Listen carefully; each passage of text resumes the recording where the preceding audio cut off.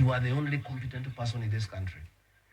So, and with all due respect, we'll treat what you've said earlier on as allegations because you still haven't substantiated them. I have to ask you this because it's a multi-pronged question.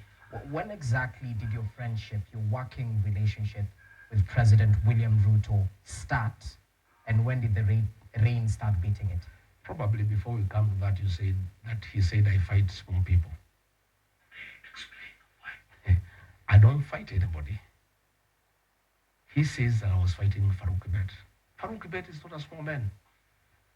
He is a co-president in this country. Farouk Kibet runs the government. Everybody reports to him. The Inspector General of Police, the head of public service, cabinet ministers. William Ruto issues instructions to cabinet ministers through Farouk Kibet. Ministers tremble at his very sight. So, Farouk Kibet wanted to give instructions to Gachagua. Gachagua was elected by the people of Kenya alongside William Ruto. There is no way I would have allowed Farouk Kibet to give instructions to me. And let me tell you, Rogers, Farouk Kibet was trying to run my office, make appointments for people to come and see me.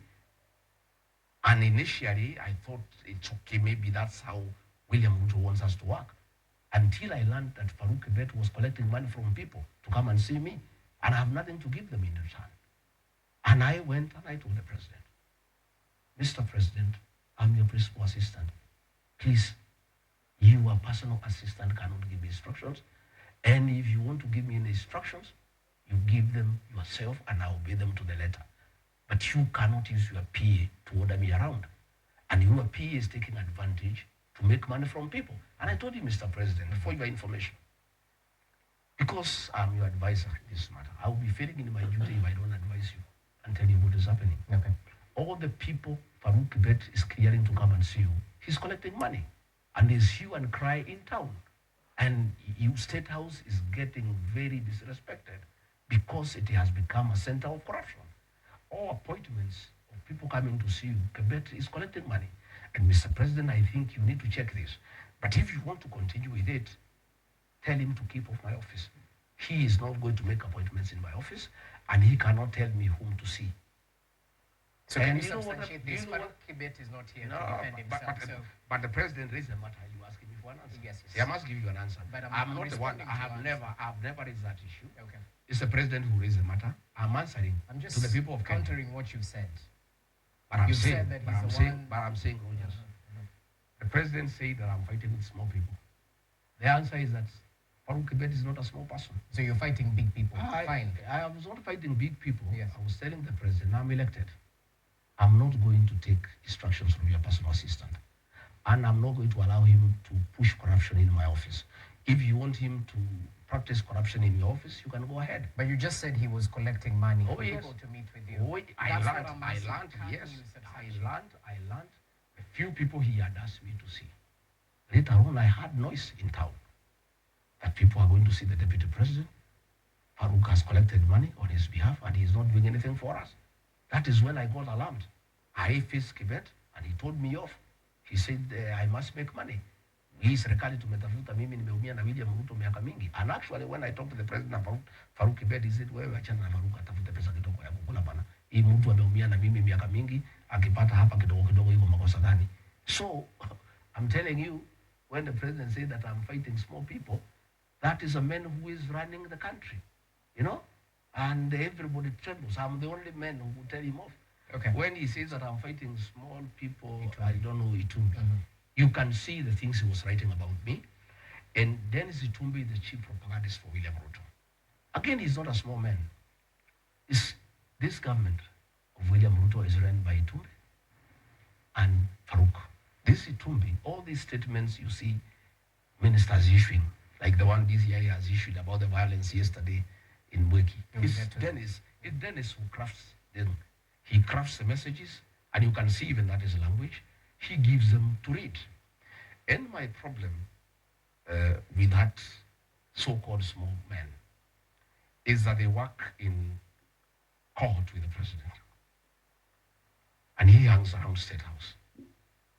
And if you have a discussion with the president and he doesn't like the way it is going, he sends him a text, and Dennis walks into the president's office and says, Mr. President, you are late for the next meeting. And the president brings the meeting to a closure. I had not realized that until I studied, I saw there is a pattern. And any time I had many issues with the president that were not pleasant, I would face him and say, this is not right, this is not good, and I would win the argument, and he doesn't like it, and he would like to bring a meeting to a closure. Somehow Dennis walks in, and I saw a pattern. So one day, we were launching, the president was going to sign, he was going to sign the housing levy law, bill into law.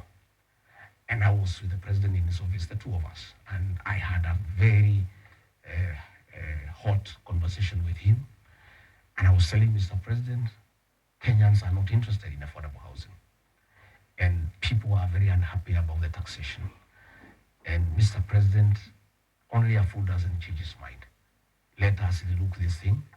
And please, from the feedback I'm getting from the ground, and Mr. President, I was elected with you. I mean, it's my job to tell you what the people are saying. And since we are elected together on a joint ticket, when I see we are going down and I don't tell you, it is not fair. Then when we were just continuing, I think he took a phone, Itombe comes. And he said, Mr. President, we need to go. And I told Itombe, my friend, next time you interrupt me when I'm with the president, you know who I am. Get off. I am the deputy president. I was elected with the president here. Who are you to come and interrupt our discussion? Do you know what we are discussing? The president just looked and said, I think we go. Okay? So that is how I raised that issue. And I told him, Mr. President, how do you get these people to come and interrupt a meeting with your deputy all the time? So that those are the issues we were saying. Well noted. I was fighting with small people. Just to take you back briefly, because we're stuck of time, how much did you fund President William Ruto's campaign? No, I will not go into that. It's not necessary. I don't think I need to go into the details because I was also a candidate. I did not necessarily fund William Ruto. I funded the campaign because I was part of the campaign. And I don't think I need to go into those details. Then tell me this, when did the rain start beating your friendship? When exactly? It's not friendship, really, but we went into a covenant with the president.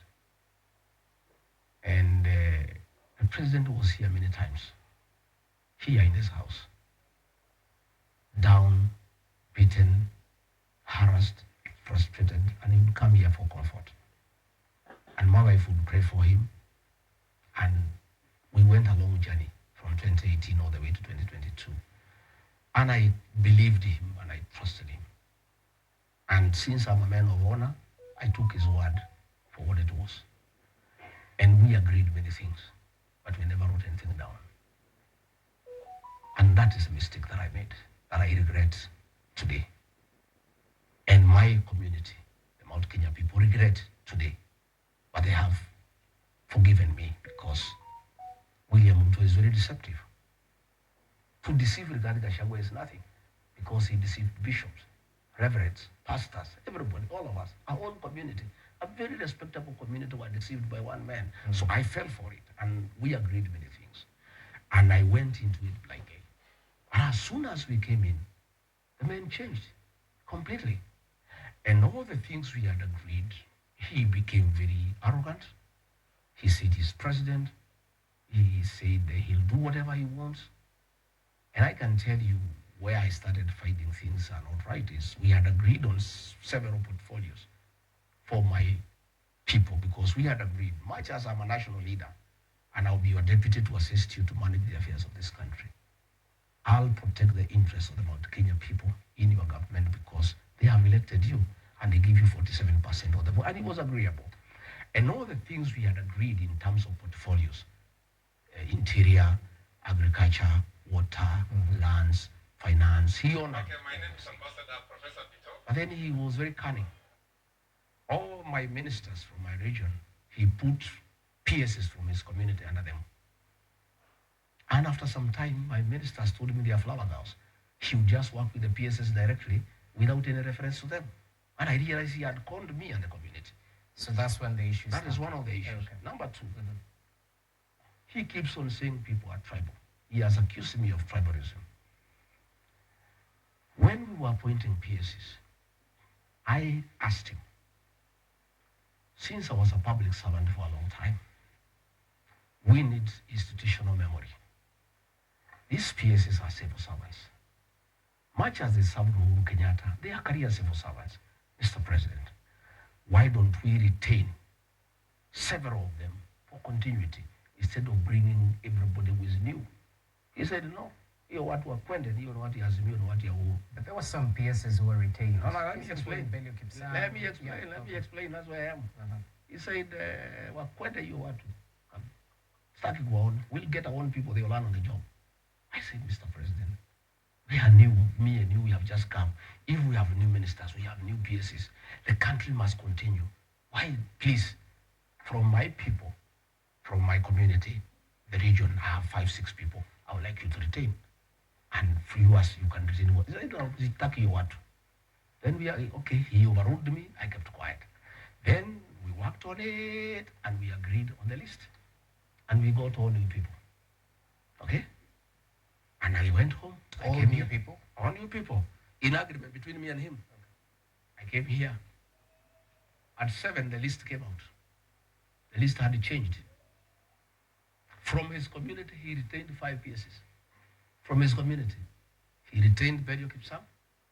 He retained Julius Coril. He retained Kipto. He retained Kimtai and Dr. Tum. From my region, he retained one guy called Hinga. I called him. I said, Mr. President, I requested you that we retain a few PSs from my region who are working with Uhuru for continuity and from your people, but you told me you don't want anybody old, you want new people. But Mr. President, from your community, you have retained 5 people. This is not fair. You have started shortchanging me right in the beginning of our government. He told me, we're very happy. With the appointing authority, my friend. You run for president, you can appoint the PSs you want. This is my government. Now, Kwende, and he switched on the phone. That is, and when I hear him that was talking, in 2022. Yeah, 2022. That was the second month in government. So when I hear him talking about tribalism, that regarding Gachagua is tribal. When you look at the way he reappointed PSs from his community and chased away all the other PSs from all the other communities, except his own community. When you look at the appointment of CEOs in parastatus, there are more than 60 from his community. And he talks about tribalism. You know, I've heard him saying hatutaki ukabila. You know, hii Kenya ni yetu sisi wote. Sisi bwana hatutaki ukabila. Mnikubalie niunganishe wa Kenya wote. Hii Kenya ni yote sisi yote. Then more than 60 CEOs of parastatus are from his community. Okay. That is where I just realized things are not what I thought they would be. And when I tried to talk to him, he was very abusive. And I kept quiet because I didn't want to have a fight with him. I just, played along. And we just continued, And then along the way, he started purging people from my community. He wanted to get rid of the Commissioner General of KRI, Mr. Mburu.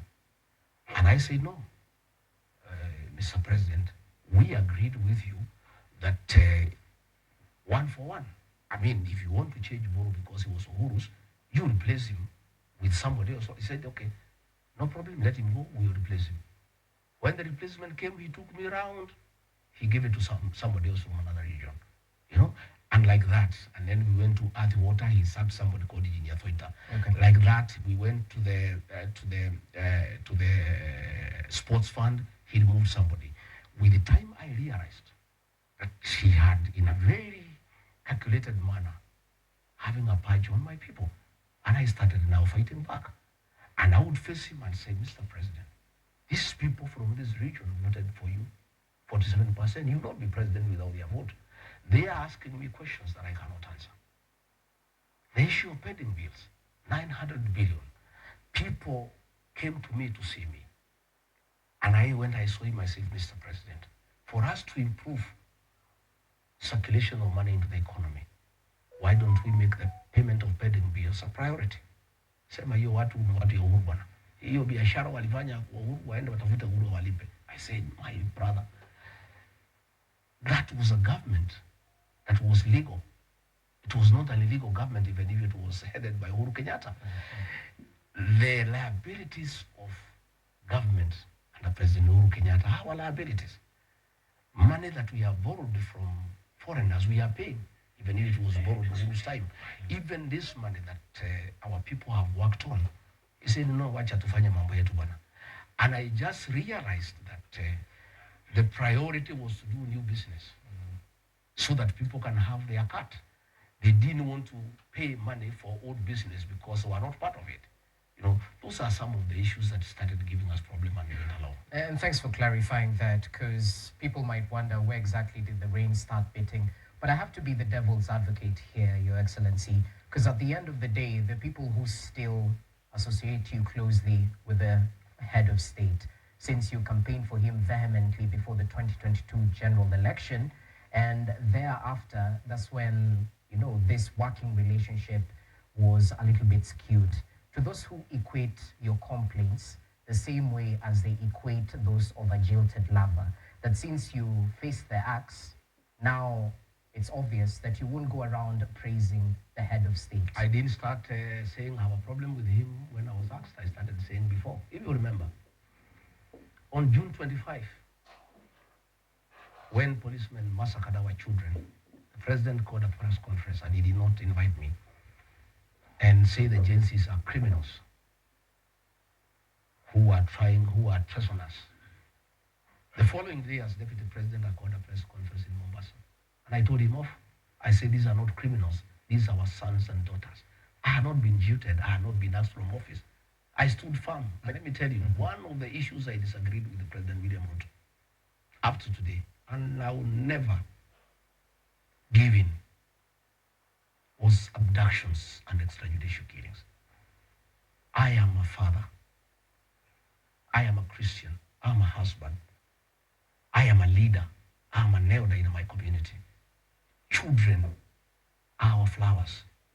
You cannot kill children because they're asking questions. And the questions they're asking are legitimate. That we are running down the country.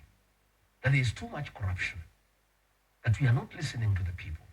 Those young Gen Zs were listening legitimate issues that I had personally raised with the president. Allow me to interject. And I can tell you, after that, he accused me of having been behind the Gen Z protest. Okay? And I said I was not behind the Gen Z's protest, but I associated myself with what they were saying despite being deputy president. So you cannot sit here and tell me that I have started raising these issues, you know, because we disagreed or because I left. You remember, in the Senate, there was an accusation against me that I had opposed evictions of people from Nairobi River. I raised that issue when I was deputy president. There was an accusation that I rejected the haphazard relocation of traders from Wakulima market. I started disagreeing with the president a year ago. Our disagreement around October was the culmination of a whole year of total disagreement. Okay, but I'll have to voice what critics say. At the end of the day, Warren Live lost during the 2023 Azimio protests. Did you speak vehemently against it? No, that time, the first 1 year. The first 1 year. Briefly, as we take a break, yes. The first 1 year, I believed in the president. And you heard him excuse me that I was not defending government programs. Wewe kushasikia Rigathi akaenda kwa TV kutetea housing program. Wewe umesikia Rigathi akienda kutetea education model. The first 1 year nilikuwa naenda and there are clips until I realized the affordable housing is a fraud. It's a business venture between the president and DEFCI to sell cement, to sell steel, to sell mabati. I stopped defending it. Well, DEFCI is not here to defend No, he's himself. not here, but I'm just saying. And I stopped defending it. And even the president tried to tell me to go to TV to defend the housing program. I told him I'll not go. When I learned the university model is not working, and it was very unpopular with the students and parents, I refused to go. So, he wanted me to go and defend Adani. which is corruption. I refused to go and defend. He wanted me to go and defend Shah. Okay. And it's corruption. I refused. But You know, my and question, I am saying, allow me to ask you, Yes. because my question is centered on the 2023 Azimio protest. Did abductions start in 2024? they started in 2024. They started in 2024? Yeah, the real abductions, and I can tell you. There's no fake abductions. No, I'm just telling you, when it became clear to me, is when 101 officers from the administration police, Okay. on the authority of the president, were transferred to the National Intelligence Service and given very extensive training, is when we started getting people complaining Okay. that people are disappearing. And I went into it, and I started seeing signs that are not good signs. And I faced the president more than 3 times. And he feigned ignorance. But when I came to check, I found he knew what is going on. These abductions were being done by the National Intelligence Service. And I had a problem with them because I am a very straightforward man. Okay. And I spoke very strongly in the National Security Council. And I said, Mr. President, let us not treat the symptoms, but diagnose the problem. Okay. These Hold young on to people, that we need to thought. find out why they are complaining. Yes. Killing them, abducting them, is not a solution. Hold on to your thoughts. We take a short commercial break. Do stay with us.